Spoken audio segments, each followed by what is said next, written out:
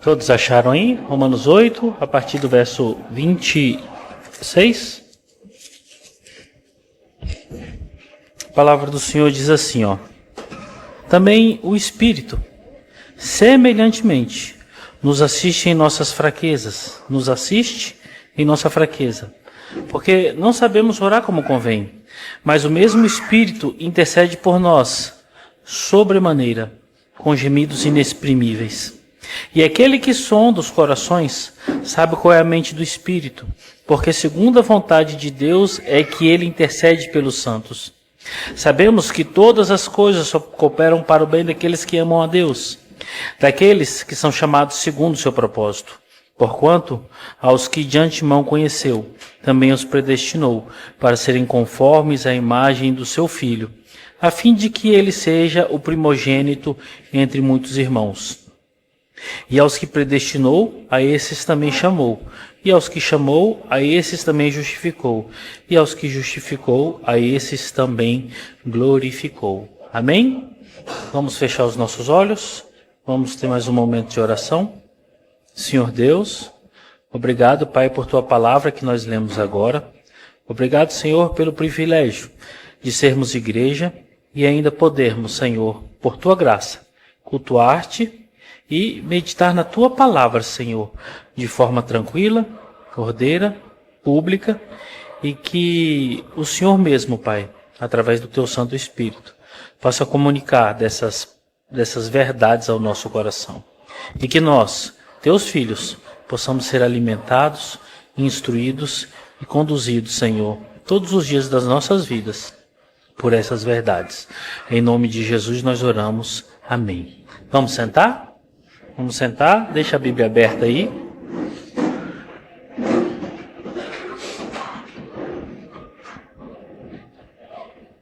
Meus irmãos, eu quero começar esse texto. Paulo está dando continuidade a tudo que ele está falando, como nós sempre estamos enfocando aqui.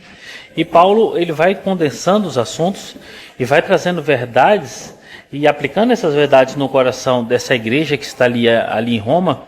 E cada verdade dessa faz com que as certezas e a forma de viver desses irmãos se torne uma forma totalmente bíblica, cada vez mais centrada na palavra e mais certa, que eles são do Senhor e que todas as coisas que estão acontecendo na vida deles, quer sejam boas, quer sejam más, estão totalmente no controle de Deus. Isso tem que vir para nós, para os dias de hoje. Não existe acaso para nós.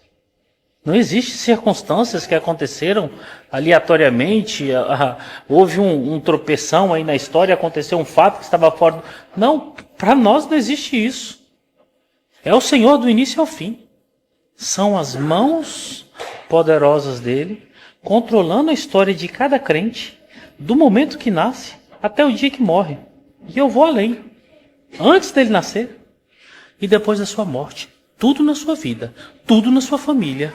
Deus. Não fuja disso. Não caia nas ilusões loucas desse mundo que querem trazer vaidades para os seus corações, enchendo vocês de mentiras, de inverdades que são totalmente antibíblicas. Paulo, ao iniciar aqui, ao continuar aqui a partir do verso 26, ele produz duas certezas que se aglutinam com as demais, que devem nortear o coração desses irmãos que estão ali em Roma. Eu quero, antes de começar ali nos pormenores do verso 26 em diante, falar dessas certezas para vocês. São duas. A primeira dela é essa. Paulo não se cansa de demonstrar a ação sobrenatural e íntima do Espírito Santo na vida do crente. Paulo é incansável em mostrar essa verdade. Qual verdade? Que o Espírito Santo age em todos os momentos na vida do crente. É impressionante como Paulo enfatiza isso inúmeras vezes. É a tônica do sermão de Paulo. O Espírito de Deus age, controla, transforma, modifica, dificulta e também facilita a vida do crente. Fora isso, não existe verdade nenhuma. É o Espírito Santo trabalhando no coração desses irmãos. Se nós pudéssemos Se nós encontrássemos com Paulo agora, vamos colocar em mente a nossa imaginação, e pudéssemos propor a ele um desafio, e falássemos assim: Paulo, explica para nós sobre a salvação, sobre o chamamento, a santificação, explica para nós, dê uma exposição sobre a vida eterna, sobre o agir de Deus, sobre as coisas que estão fora dos nossos olhos, do nosso controle. Explica para nós, Paulo. Certamente Paulo faria assim e falaria assim: é Deus agindo. Esperávamos ou esperaríamos que seria um sermão daquele que duraria horas, que como teve aquele jovem rapaz que morreu, no sermão de Paulo, tão cansado que estava, dormiu, caiu e morreu. Não, Paulo simplesmente falaria assim: é o Espírito de Deus agindo no coração de cada um que ele chamou, do início até o fim. Isso vai frustrar muitos corações. Por quê? Porque nós queremos a nossa partezinha no que nós estamos fazendo. Nós queremos ter parte no processo. Nós queremos poder dizer que eu escolhi, que eu aceitei, que eu levantei, que eu fiz. Eu acho que Paulo não entraria nem nesse debate de tão tolo que é. Ele só falaria assim: é Deus agindo. Isso é reconfortante. Por quê? Porque a salvação, o tirar-me dessa realidade tão dantesca, só Deus pode. Só Deus faz. Porque se permitir esse coração aqui, ele vai querer voltar para a lama. Ele vai querer voltar para as sujeiras onde ele estava. Mas Deus não. Salvação, justificação, santificação, transformação, é Deus agindo. Se você está aqui hoje, querido, se você foi chamado, se você crê na vida eterna, Deus agiu em tudo na sua vida. Tudo. A segunda certeza é essa. Para Paulo, do início ao fim da vida do crente, o Espírito Santo está envolvido na obra de transformação e aperfeiçoamento. É o Espírito de Deus que transforma os seus pensamentos, sua moralidade, seu coração. É o Espírito de Deus que te aperfeiçoa. Para quê? Para esse mundo? Para a sua família? Para o seu trabalho? Para os seus estudos? Não. Isso são consequências. O aperfeiçoamento é para o próprio Deus. E é aí que nessas certezas, e principalmente nessa última, nós entramos numa demanda delicada. Porque se você se encontra como crente e você não está evoluindo, não está sendo aperfeiçoado, não está em processo profundo de santificação, alguma coisa está errada. Ou o Espírito Santo não habita em você e não está trabalhando no seu coração, ou você está conseguindo resistir o Espírito Santo e ele vai trabalhar de formas cada vez mais profundas para que ele possa modelar o seu coração. E ele vai trabalhar. Mais uma vez eu uso do recurso de repetir as palavras do pastor Hernandes Dias Lopes, que diz que Deus não poupará esforços para alcançar o seu coração. Deus não poupará esforços, Deus não poupará circunstâncias e fazeres para modelar a sua vida.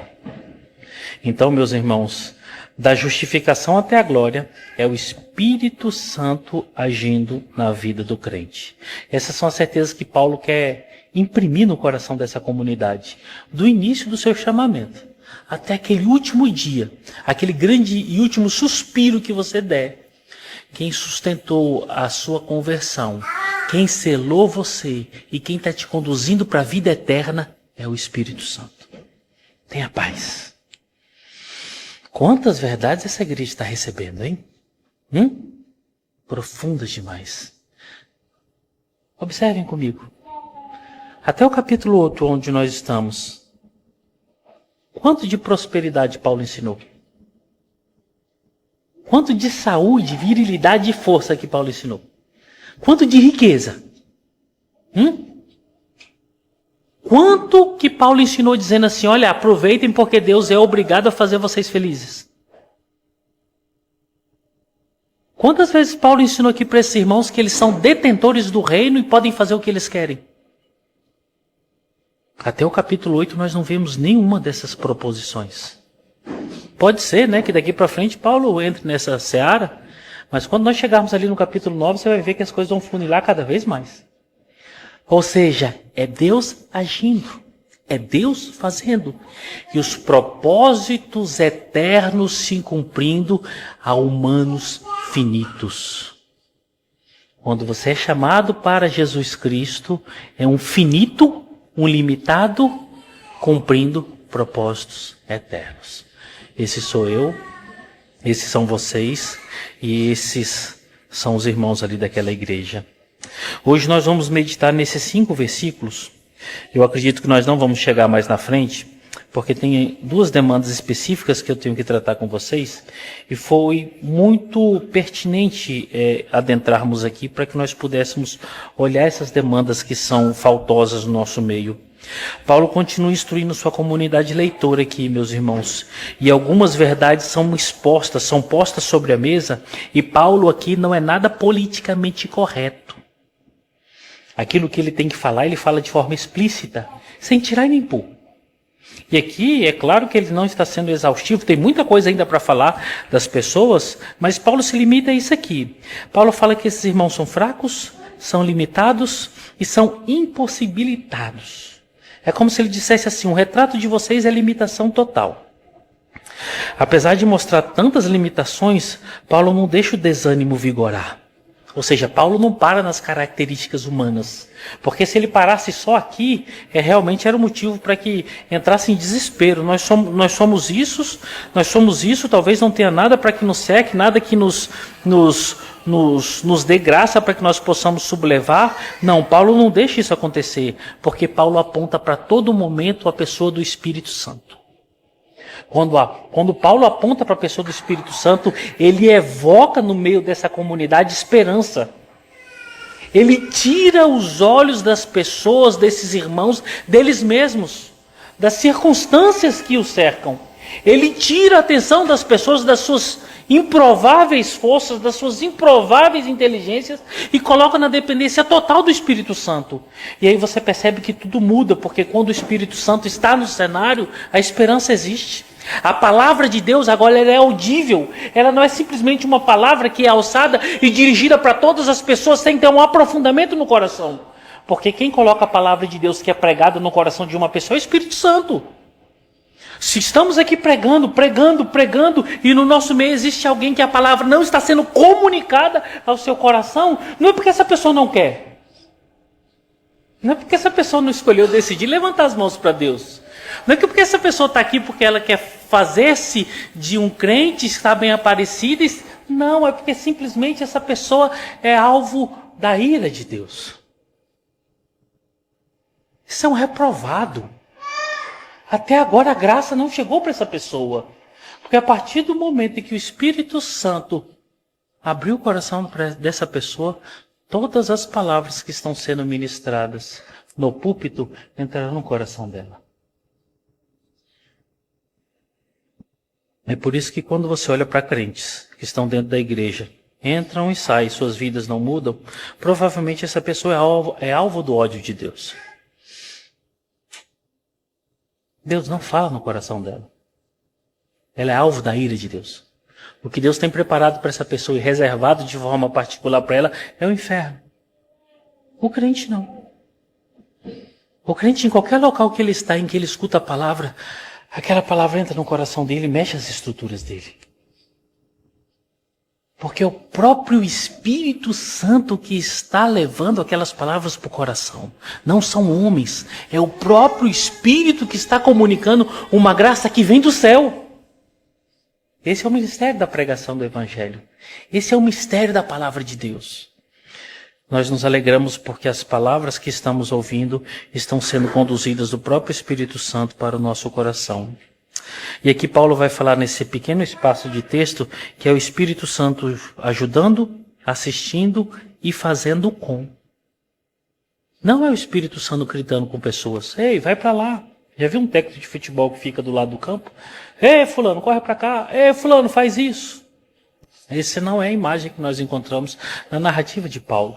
A instrução de Paulo é o Espírito Santo agindo com. É como se estivesse de mãos dadas, próximo, falando, fazendo com, carregando fardos juntos. Paulo vai falar dos propósitos de Deus, meus irmãos. Propósitos difíceis, viu? Determinações e imposições de Deus. Sabe aquela demanda difícil da sua vida? Sabe aquela pedra no seu calçado? Que você está andando, cada vez que você dá um passo, aperta mais, você chora. Pois é. Não foi o inimigo da sua vida que colocou lá por ele próprio. Não foi que você andou e houve uma circunstância ou acaso que aquela pedrinha entrou no seu calçado, sem querer. Não. Foi Deus. Cada vez que você pisar no chão vai doer, porque Ele quer assim. Ele determinou assim. Não é porque Ele quer e provavelmente vai acontecer. É porque Ele quer, Ele determinou e vai acontecer. Um pequeno detalhe. Você não vai dar conta de se livrar desse problema. Ninguém vai conseguir te ajudar enquanto esse problema, essa dor, esse sofrimento, essa imposição de Deus não cumpriu o seu propósito. É por isso que tem muito crente nos dias de hoje que não consegue se interagir com as problemáticas da vida. É porque eles não entendem sobre as imposições de Deus sobre eles. E mais uma vez, do início ao fim, é Deus fazendo. Do início ao fim, é Deus agindo e tudo acontecendo conforme o seu propósito eterno. Do início ao fim. E aqui Paulo está falando não do mundo, não dos réprobos, mas está falando dos filhos. Do início ao fim. O filho, o eleito, aquele que foi escolhido antes da fundação do mundo, sendo conduzido pela vontade soberana de Deus. Do início ao fim, nós estamos sofrendo as ações e as imposições de Deus. Do início até aquele grande dia. Do verso 26 até o verso 30, Paulo deixa isso de forma categórica. E eu quero ver com vocês nos pormenores, para que nós possamos entender como é que Paulo desenvolve isso. Vamos olhar lá verso 26 e verso 27, para que nós possamos entender como Paulo vai estar tratando sobre isso aqui. Vou pedir para o Gilvão fazer a leitura do texto. 26 e 27, Gilvão, por favor. E o Espírito nos ajuda em nosso fraqueza, pois não sabemos orar segundo a vontade de Deus. Mas o próprio Espírito intercede por nós com inimigos que não podem ser expressados em palavras. E o Pai, que conhece cada coração, sabe quais são as intenções do Espírito, pois o Espírito intercede por nós, como santos segundo a vontade de Deus. Amém. Aqui é Paulo trazendo o nosso retrato. É uma limitação total. Total. Se você for levantar uma bandeira com alguma informação sua, trazendo alguma qualidade, alguma adjetivação, levante uma bandeira ou levante uma placa dizendo: eu sou totalmente limitado. Eu preciso de ajuda. Ou então, com megafone, grite bem alto: socorro, pelo amor de Deus, estou precisando de ajuda. Esses somos nós. Esses somos nós. Paulo está dizendo aqui no verso 26 e no verso 27, mais especificamente aqui no verso 26, na parte A, que nós precisamos de ajuda e somos fracos. Nós precisamos de ajuda e somos fracos. Olha aí na parte A do verso 26, Paulo diz assim, também o Espírito semelhantemente nos assiste, ou semelhantemente nos ajuda em nossa fraqueza. Tem dois termos aqui no verso 26 que são profundos demais e nós temos que entender. O primeiro é essa ajuda. Que ajuda é essa? Em que o Espírito Santo ou como o Espírito Santo nos ajuda? Eu não quero responder aqui falando para vocês, mas eu quero ler outro texto onde a palavra vai usar essa mesma expressão, com essa mesma conotação, com essa mesma ajuda que alguém requeriu, para que você possa entender o que Paulo está falando e como Paulo está falando que funciona a ajuda do Espírito Santo para com seu povo. E eu vou pedir para vocês abrirem a Bíblia de vocês aí em Lucas, capítulo 10, verso 40. Lucas, capítulo 10, verso 40. Olha o que diz a palavra do Senhor para que nós possamos entender e tentar responder que ajuda é essa que Paulo está falando aqui no verso 26. Quando nós chegamos aqui no capítulo 10, no verso 40, mais especificadamente do verso 38 ao 42, aqui é Jesus na casa de Maria e Marta. Aquela família que ele tanto amava, ele foi visitá-la. No verso 40, que vai apontar para aquilo que nós estamos trabalhando aqui no texto, olha o que diz o texto. Marta agitava-se de um lado para o outro, ocupada com muitos serviços. Então se aproximou de Jesus e disse: Senhor, não te importas de que minha irmã tenha deixado que eu fique a servir sozinha? Ordena-lhe, pois, que venha ajudar-me. Ela olha para a situação, uma mulher ansiosa, uma mulher desesperada em fazer todas as coisas ali sozinha, do jeito dela, e está ficando cansativo, está ficando apertada, a casa está cheia de gente, e ela olha para a irmã dela ali aos pés de Jesus, e ela fala, não tem lógica disso estar acontecendo, não tem possibilidade. Ela chega para Jesus e fala assim, mestre, não dá, fala para que essa mulher, essa minha irmã, me ajude. O que Marta está solicitando? Que ela venha fazer comigo. Que ela venha dividir o fardo do serviço pesado que é servir todos vocês. Qual é a ajuda que Paulo está falando no verso 26? O Espírito Santo está do nosso lado. Nós podemos dizer, está de mãos dadas nos conduzindo aos meios dos problemas. A cena aqui é Paulo mostrando que o Espírito Santo carrega o fardo da oração conosco, carrega o fardo dos problemas conosco, nos ajudando e nos conduzindo em passos corretos para que nós possamos responder de forma correta às demandas de Deus. O Espírito Santo não ajuda apontando simplesmente o caminho. Ô filho, vai por aqui, se vira. Ei, fulano, é para cá. Não. Paulo está dizendo que o Espírito Santo é aquele que vai com. É aquele que faz com. É aquele que não te deixa sozinho em momento nenhum, para que você possa conseguir responder às demandas de Deus na sua vida. Nós, como pais, não conseguimos fazer isso. É sério? Nós, como cônjuges, não conseguimos fazer isso nas nossas vidas, no nosso relacionamento. Como filhos, nós não conseguimos.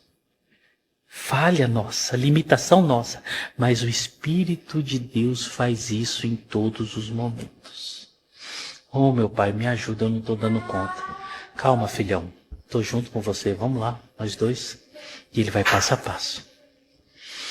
Oh, Senhor, me ajuda, está tão difícil, está tão pesado. Eu sei, meu filho, vamos lá, estou com você, vamos embora. Vai ficar fácil? O texto não está dizendo isso. Vai ser mamão com açúcar que fala, é? Não, o texto não está falando isso. Vai ser tão difícil quanto. Mas uma certeza está no coração desses irmãos que estão ali em Roma e deve estar no nosso coração. O Espírito de Deus está conosco. É tão impressionante, é tão grandioso, que se você pegar sua Bíblia aqui e olhar lá em Gênesis, no capítulo 1, lá no verso 2 fala assim, a terra, porém, estava sem forma e vazia. Havia trevas sobre a face do abismo, e o Espírito de Deus pairava sobre a face das águas. O Espírito que pairava sobre a face das águas, o Espírito de Deus que conduzia o povo por caminhos difíceis, o Espírito de Deus que trazia forças à Sansão, o Espírito de Deus que conduzia, que é o mestre, é o que está contigo. Te ajudando passo a passo para você conseguir fazer as demandas que Deus tem colocado para você. Nossa, é demais, irmãos. Pelo amor de Deus, uma informação dessa é maravilhosa demais. Eu nunca estou sozinho. Nunca estou sozinho. Porque em tudo, e principalmente nas demandas difíceis, o Espírito Santo está comigo. E o Espírito Santo é aquele que pode todas as coisas, faz todas as coisas, é Senhor de tudo. O Eugene Peterson, na Bíblia A Mensagem, que é a Bíblia na linguagem dos dias de hoje, no verso 26 ele traduz assim, eu vou ler para vocês.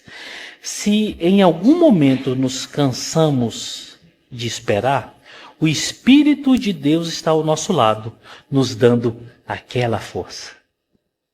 Olha a conotação, nos dando aquela força. Sabe aquela força que falta? Sabe aquela visão que você não consegue? Aquele gás, aquela vontade que você não consegue extrair de lugar nenhum. É o Espírito Santo, vamos embora que eu vou caminhar com você. No que estiver te faltando, eu vou te completando. E no onde você estiver errando, eu vou te apontando. Esse é o papel do Espírito Santo. Meu Deus do céu, é muita glória. Não é sem motivo que o salmista diz lá no Salmo 23, por ser o Senhor o meu pastor, eu não tenho falta de nada. Salmo 27, os exércitos se levantam contra mim.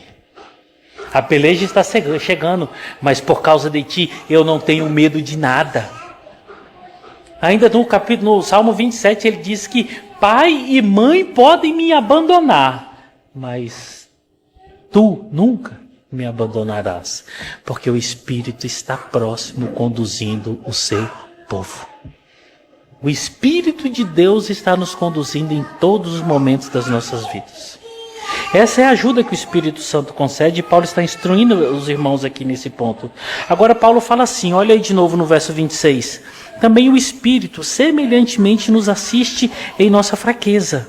Ou seja, a ajuda que Paulo está falando que o Espírito concede, o estar presente conosco aqui, está atrelada à nossa fraqueza. Agora, que fraqueza é essa? E essa palavra no grego, ela é muito plural. Dependendo do contexto, ela vai ter várias implicações. A fraqueza aqui, ela aponta para aquele que é fraco fisicamente, enfermo, para aquele que tem uma saúde limitada, para aquele que é necessitado economicamente, uma pessoa inexpressiva ou então uma pessoa tímida. Ou seja, a fraqueza aqui é muito ampla, ela é muito grande. Nós podemos dizer que Paulo está falando para esses irmãos em Roma da seguinte forma: o Espírito Santo anda com vocês, o Espírito Santo assiste vocês, o Espírito Santo ajuda vocês, e de forma mais emblemática, o Espírito Santo carrega o fardo de vocês nas suas limitações. Ele está dizendo mais ou menos assim, sabe o que você não está dando conta? O Espírito vai fazer. Sabe a pedra do seu sapato? O Espírito Santo vai fazer você conseguir andar com ela até cumprir os propósitos. Porque na sua limitação você não vai dar conta. Paulo não está falando, o Espírito Santo vai tirar vocês de todos os problemas. Ele não está falando isso. O Espírito Santo vai guerrear e não vai deixar nada de mal acontecer com vocês. Ele não está falando isso. O Espírito Santo vai fazer com que os problemas de vocês desapareçam e vocês sejam perfeitos. Ele não está falando isso. Ele está dizendo que ele vai carregar o fardo com vocês, das suas limitações, das suas enfermidades, das suas fraquezas. É muito profundo isso. E aqui eu quero trabalhar nesse ponto, trazendo para os dias de hoje, para que nós possamos aplicar isso aqui. Primeira coisa que nós olhamos aqui, meus irmãos, é que Paulo está mostrando que essa ação que está acontecendo aqui, ela vem do maior para o menor, do mais velho para o mais novo, do mais forte para o mais fraco. Ou seja, quem que está fazendo soberanamente um favor para outro? É o próprio Deus na pessoa do seu Espírito. Quem que está agindo, socorrendo alguém? É o Espírito Santo na pessoa do seu Espírito. E o que Paulo mostra nas demandas de fraqueza? Que sempre o maior, sempre o mais velho, sempre o mais sábio é aquele que instrui, aquele que está em debilidade. Você pode falar assim, mas pastor, e o que isso significa? Para nós tem um significado enorme, porque nós não estamos nem conseguindo entender isso. Sabe por que nós não estamos conseguindo entender isso, irmãos?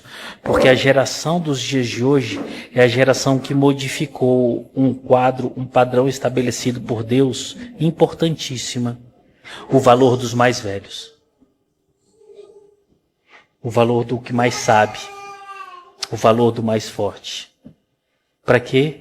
Para que nós nos infantilizássemos buscando no mais novo, naquele que tem as respostas mais fáceis e naqueles que são débeis às soluções das nossas vidas. A Bíblia é totalmente contrária a isso. A Bíblia é tão contrária a isso que ela recomenda que nós venhamos escutar os anciãos. A Bíblia é tão contrária à realidade que nós vivemos hoje que ela fala que os pais têm que repreender os seus filhos. O pai tem, em determinados momentos, se houver necessidade, castigar os seus filhos com varas. Por que isso aqui é importante para que nós entendamos? Nós estamos vivendo numa sociedade que são filhos normatizando as demandas de casa. Nós vivemos uma realidade que a casa toda hoje se modela às necessidades dos filhos. E eu não estou falando de necessidades patológicas, que necessariamente você vai mudar muita coisa por causa daquela criança, mas é uma necessidade psicológica. De uma criança nascida no século XXI no meio de pessoas doentes. A criança que dita que hora que a casa levanta. A criança que dita qual é o volume da televisão. A criança que dita para onde vai, como vai, o que vai fazer, o que não vai fazer, quanto tempo vai fazer. E essa sociedade e essa igreja nos dias de hoje, ela está indo cada vez a caminho de bancarrotas, porque nós não estamos mais valorizando os mais velhos como aqueles que são fontes de instrução, para valorizarmos aqueles que são novos, débeis, fracos e que não conseguem por si próprio, pelo raciocínio lógico e normal das coisas e pela demanda mais básica possível, que é a experiência de vida, por ter caminhado por caminhos, para saber os tropeços que vão dar, normatizar a caminhada de uma família inteira. Não é sem motivo que a igreja, na sua boa parte dos dias de hoje, está trôpega. Não é sem motivo que muitas famílias hoje estão tropeçando, inverter os papéis.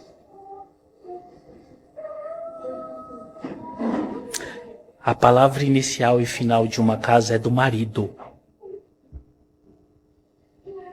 E o marido deve ser a pessoa mais experiente daquela casa. É o pai.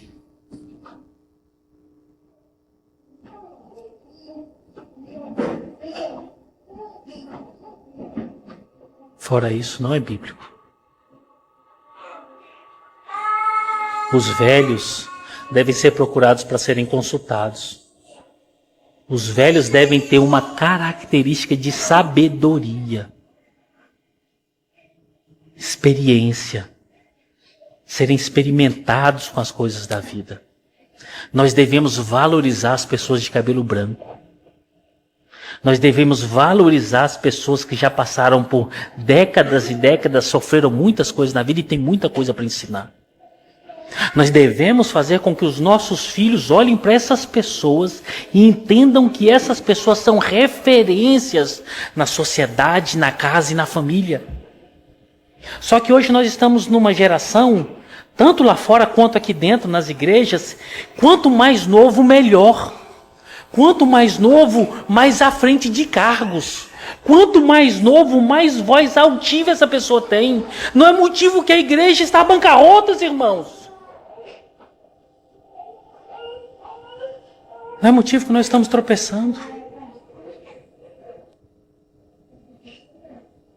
Homens cada vez mais novos estão sendo consagrados ao pastorado, sem experiência nenhuma, sem capacidade teológica nenhuma.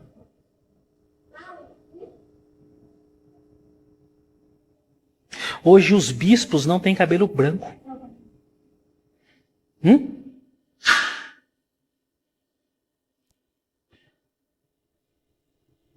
Não, mas Deus deu uma unção especial para ele. Deus fez algo sobrenatural com ele. Será?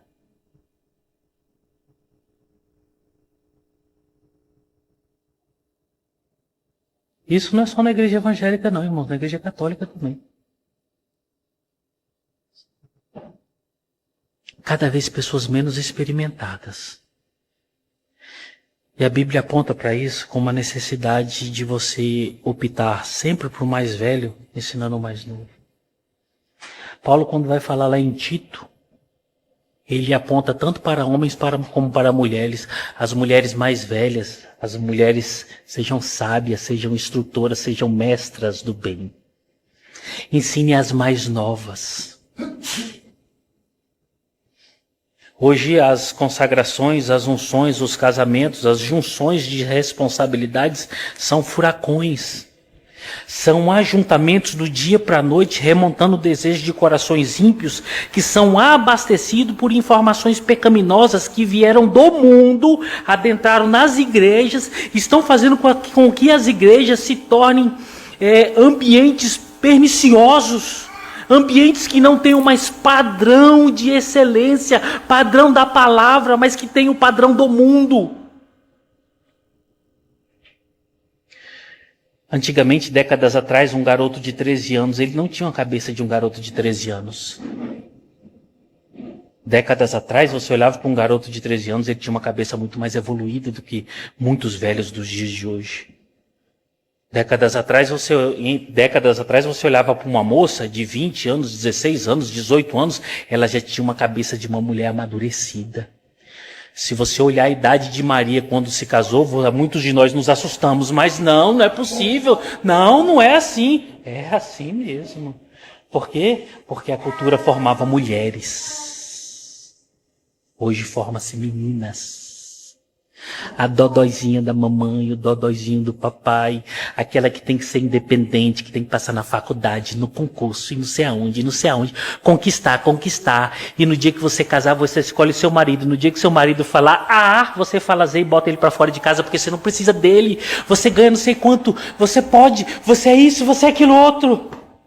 Aí no dia que essa criança for sair desse mundo, ela vai chegar diante de alguém que nunca chamou ela para ser independente, que nunca ensinou nada para ela disso. E talvez essa pessoa vai escutar palavras tão duras da parte de Deus. E ela vai ser convidada para viver independente em outro local.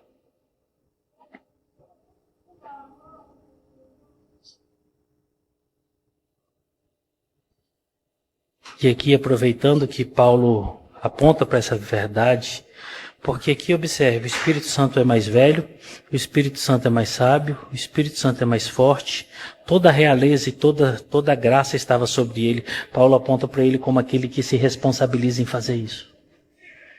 Permitam-me falar com vocês pais, vocês maridos.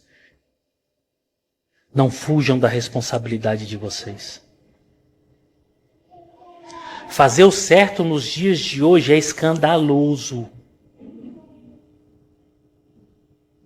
Você chamar a sua casa, esposa, filhos, a razão é escandaloso. Não é aceitável, mas essa é a responsabilidade de vocês. Vocês foram chamados para serem mais velhos psicologicamente. Vocês são chamados para serem mais velhos em sabedoria, em conselho. Vocês são chamados para serem mais velhos no posicionamento correto diante dessa sociedade imunda e diante dessa igreja que está trôpega por causa dos pecados. Sejam corajosos e viris nesse ponto. Não fujam da responsabilidade de vocês. Aconselhem suas esposas. Aconselhem, exortem. Coloquem os filhos de vocês no caminho correto que eles devem andar. Vocês foram chamados para isso. E se fizerem uma vírgula contrária, vocês estão fazendo a vontade do diabo. E meninas novas, solteiras, não se relacionem com esses homens, crianças dos dias de hoje. Vocês vão sofrer demais. Vocês vão padecer demais. Vocês vão ter que ser mestras dos maridos de vocês. Vocês vão ter que ser mestras dos filhos de vocês, como isso é obrigação em relação ao filho, administrar as instruções que o pai ministra. Mas vocês vão ter que fazer tudo dentro de casa. Vocês vão ter que fazer o culto doméstico, vocês vão ter que orar, vocês vão ter que instruir, vocês vão ter que ensinar, vocês vão ter que colocar horário para o marido levantar, horário para ele deitar, horário para ele fazer barba. Se bem que tem muito irmão com barba aqui, que eu vou ter que falar, nós vamos ter que normatizar isso aqui nessa igreja, hein? As irmãs aqui estão falhando nesse ponto, viu? Vamos acertar isso aqui.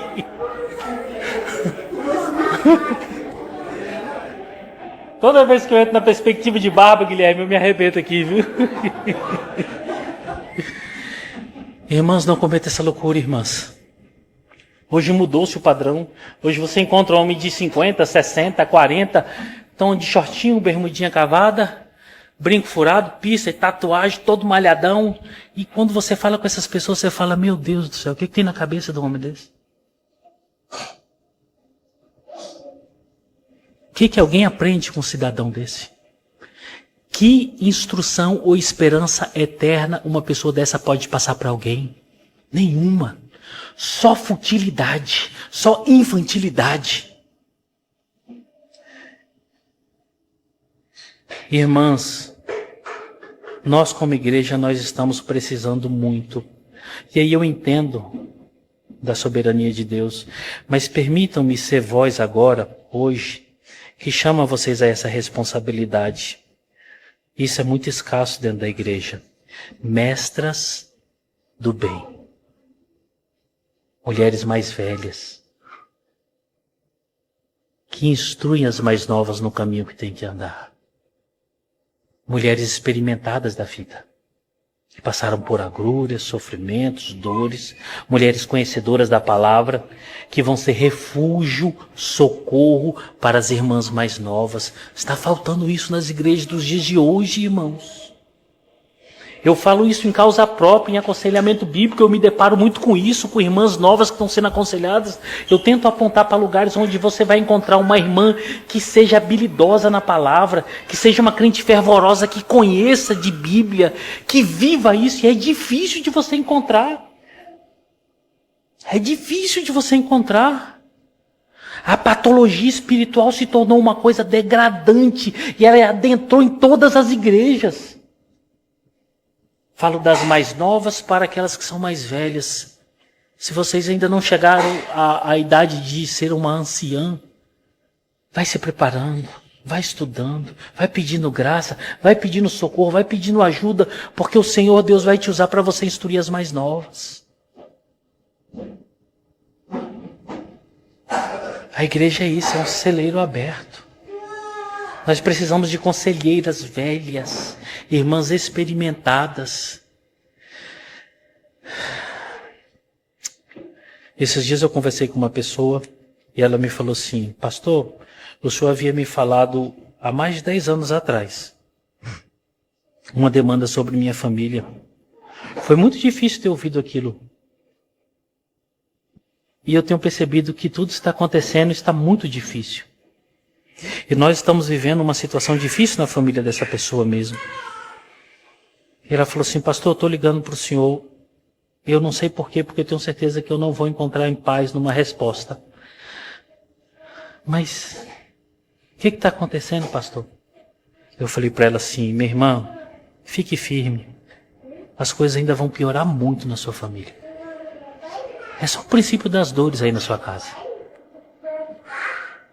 O poço ainda não chegou no fim. Ainda tem muito buraco para descer. Nós precisamos de pessoas experimentadas para que possam olhar biblicamente para as estruturas humanas e entender que o poço não chegou ao fim. Você ainda vai cair muito. Nós precisamos de maturidade, irmãos. Coragem de enfrentar o adverso. Olha o verso 26 aqui, queridos. Fala assim, ó, também o Espírito semelhantemente nos assiste em nossa fraqueza. Paulo nos está dizendo assim, também o Espírito Santo está caminhando conosco nas nossas festas. O Espírito Santo não está caminhando conosco aqui na nossa espiritualidade que está supra-sumo da realidade. Paulo não está falando, o Espírito Santo está caminhando conosco nos momentos de alegria, nas festas, nas felicitações, nas coisas boas da vida. Não, o Espírito Santo é ajuda nas fraquezas. Paulo está instruindo esses irmãos, olha, o Espírito Santo está com vocês nos momentos mais difíceis. Sabe qual o problema de fugir da responsabilidade? É porque nós fomos enganados, estamos sendo enganados pelas propagandas falsárias do mundo, acreditando que essa vida só tem coisa boa pra gente. Só tem coisa boa, só tem coisa fácil. Nós acreditamos naquelas propagandas, olha, fique rico rápido. Você quer ficar rico rápido? Vem participar de 7 encontros comigo. Esses dias eu vi a propaganda de um cara, rapaz, a barriga tanquinho, ele falou assim, você quer emagrecer? Venha malhar comigo. Aí ele começava a fazer uns negócios lá. Eu falei, rapaz, colocar um homem desse para malhar aí, fica magro mesmo. Agora coloca eu ali para ver se vai ficar magro rápido. As pessoas estão acreditando nessas coisas, estão falando assim, a vida é assim, é tudo rápido. Não, irmãos. Aprenda a criar seus filhos de forma rápida, fácil, e que seus filhos vão glorificar Deus em tudo e tudo vai dar certo. Aonde, irmãos? Aonde isso acontece? Venha fazer um curso de casais. Passe um fim de semana com a gente. Vai mudar tudo, vai ser uma maravilha. Aonde, irmãos? Me fala onde é que isso existe, pelo amor de Deus.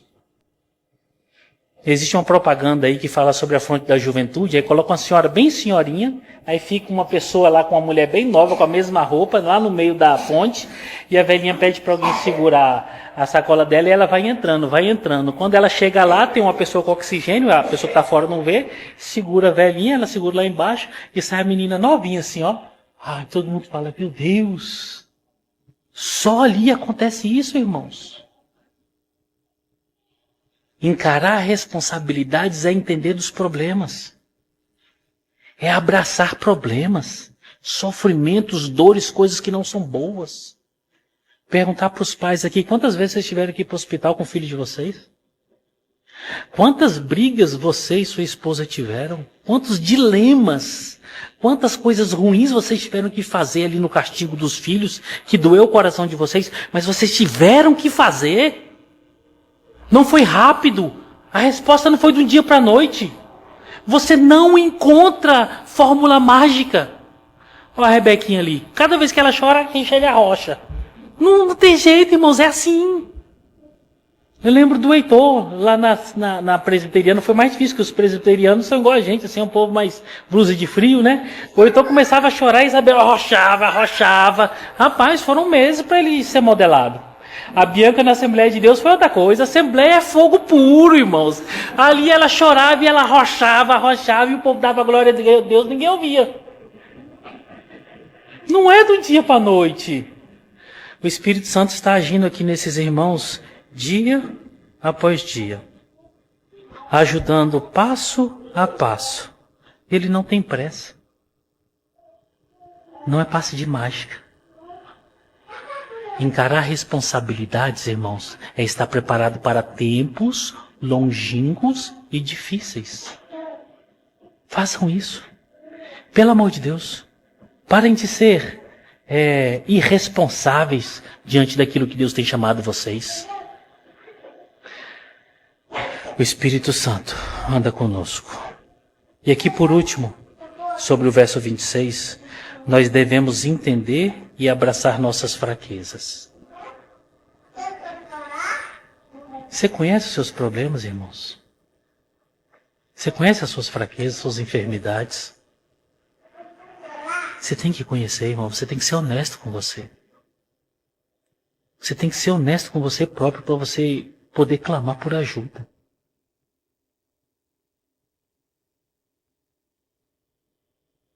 As pessoas colocaram uma vestimenta que é chamada vestimenta evangélica e acreditam que é igual ao super-homem. É só rasgar a roupa de fora e sair voando. Não, eu sou a super-mulher. Eu sou o super-homem. Nada... Vai que é isso, irmãos? O palhaço, quando está sozinho, ele chora. Você tem que encarar de frente os seus problemas. Olha, eu tenho um problema com esse pecado. Olha, eu tenho um problema com esse pecado. Olha, eu tenho debilidade nisso aqui. Eu preciso do Senhor. Me ajuda, meu Deus, me dá graça. Procure o Senhor, meus irmãos, mas sejam verdadeiros. Muito tempo atrás eu fui ao monte, mas tem muitos anos atrás. Muitos anos. Não, muitos anos também não, que eu sou bem novo, né? Mas tem um tempo já. Rapaz, eu cheguei no monte lá, eu vi um camarada lá no meio do mato. E esse camarada, Deus de Abraão, Deus de Isaac, Deus de Jacó. Rapaz, a oração desse irmão foi de Gênesis a Apocalipse. E você via que todo mundo que passava no monte parava para escutar a oração do irmão. Você percebe que até no momento íntimo, no meio do mato, o cara consegue colocar holofotes e fazer com que a voz dele, a oração dele seja ouvida e admirada pelas pessoas. Esse é verdadeiro diante de Deus. Agora eu te pergunto, esse irmão tem depressões na vida dele? Esse irmão tinha problemas? É claro, todos nós temos. O pacote é completo, irmãos. Para que isso? No meio do mato, num frio daquele, fazendo um discurso que ninguém está vendo teu rosto, para que as pessoas se admirem de você. Mas sabe qual é o problema? é que nós somos da mesma forma. Nós somos semelhantes a esse irmão no meio do mato, gritando, fazendo uma pregação para que outras pessoas escutem e falem, que sabedoria. Muitos de nós temos vergonha de chorar. Muitos de nós temos vergonha de expressar e compartilhar com os nossos cônjuges as nossas limitações e problemas. Muitos de nós temos vergonha de falar para os nossos filhos que nós temos problemáticas. Você não foi chamado para isso, irmão. Você não tem uma placa no peito de super crente. E se tem é mentirosa, pode tirar daí. Porque você chora como eu choro. Você sofre como eu sofro. Você passa apertos e necessidades como eu passo, eu tenho certeza disso. Se não é pior. Para que se enganar desse jeito? Ser honesto com Deus é você realmente falar para Ele abertamente as coisas que estão no seu coração. Ele já conhece, tá? Não precisa, eu vou esconder aqui porque Deus não sabe. Não, Ele já sabe tudo. Antes que a palavra venha à boca, Ele já sabe de todas as coisas. Mas quantos de nós em oração não tivemos coragem de falar, Senhor, hoje eu estou pensando em desviar o dinheiro de alguém. Me ajuda. É feio, né? Pois é, mas isso aí somos nós. Senhor, hoje eu vou adulterar, hoje eu vou ter um relacionamento extraconjugal com tal pessoa, e de hoje não passa. Me ajuda porque meu coração está inclinado para isso. Feio, né? Mas pois é, esse aí sou eu, sou você. Senhor, hoje eu vou ser violento dentro da minha casa, eu não aguento mais, a situação está assim, assado, hoje a coisa vai pegar fogo. Me ajuda porque eu sei que se eu fizer isso, não vou te glorificar. Olhar para a ação do Espírito Santo, agindo favoravelmente em favor desses irmãos, que fez e faz em toda a história, está fazendo hoje, e olhar para esses irmãos que precisam reconhecer para essa realidade, para suas demandas, e olhar para nós que devemos fazer o mesmo, é importantíssimo. O verso 26 nos mostra isso. Irmãos que precisam de ajudas porque são fracos. Eu olho para mim e para vocês. Nós precisamos de ajudas porque somos fracos e enfermos e precisamos que o Senhor nos assista em todos os momentos das nossas vidas. Por que eu tinha que falar isso com vocês? Porque temos muitos de nós que temos que nos atentar para isso. Irmãos mais velhos, se dentro da sua casa o seu irmão mais novo está sendo abusado, se dentro da sua casa o seu irmão está passando por problemas, não vá bater de frente com seus pais, não vá gritar, não vá ser rebelde, não vá falar que o Estado vai te proteger. O Estado não protege ninguém.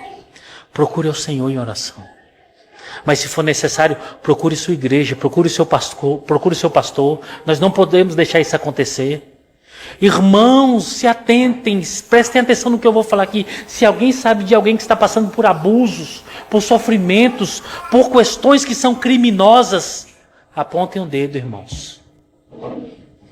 Nós vencemos demandas em oração, mas existem demandas que nós temos que orar e fazer. É inaceitável dentro da igreja de Cristo que crentes sofram abuso pelos seus próprios. Por favor, exerçam a sua responsabilidade bíblica. Nós temos que ser bênção de Deus para os da nossa casa. Os domésticos da fé, eles não podem sofrer essas demandas e nós ficarmos calados. Basta o que está se vendo todos os dias.